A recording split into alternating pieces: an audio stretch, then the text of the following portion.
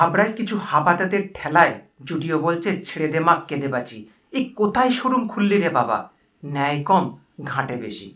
দুদিনও হতে দিল না জুডিওর শোরুমটা উদ্বোধন হয়েছে, মাত্র 2 দিন, তার মধ্যেই এমন হ্যাংলামপনা। হাবড়ার হ্যাংলার দল হাংলে পাংলে একেবারে শপিং মলটাকে হাগুমাগু করে দিল।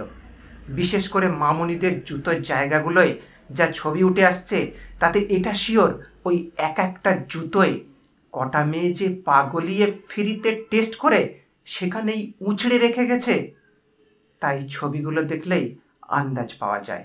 এই ঘটনায় হাবড়ার অশোকনগরের মান সম্মানে তো কিছুটা চিড় ধরেছেই।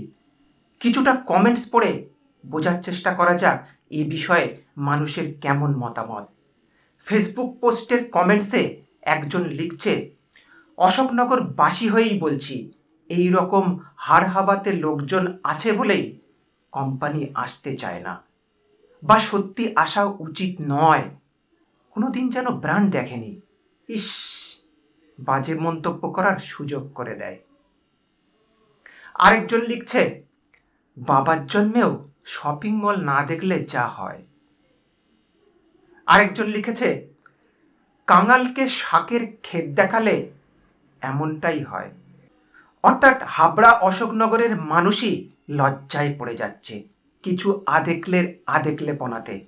বা একটা শপিং মল তোদের এরিয়াতে এসেছে, একটু রয়ে সয়ে যা, ভদ্রভাবে মানুষের মতো পর, দেখ, পছন্দ হলে নে, না হলে যেখানকার জিনিস সেখানে রেখে দিয়ে চলে আয়।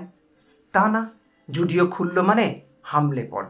হাবাতে যেমন হঠাৎ করে অনেক খাবার দাবার দেখলে হামলে পড়ে, তারপর কোনটা খাবো ঘাঁটতে ঘাঁটতেই তার খিদেটাই মরে যায়। এদেরও অবস্থা ঠিক তেমনি। শপিং মলে ঢুকে নেড়ে চেড়ে দেখে, বাবা এত দাম, এ তো কিনতে পারবো না, তো চল পরে টোরে ফ্রিতে ট্রায়াল দিয়ে যেখানে সেখানে ফেলে পালাই।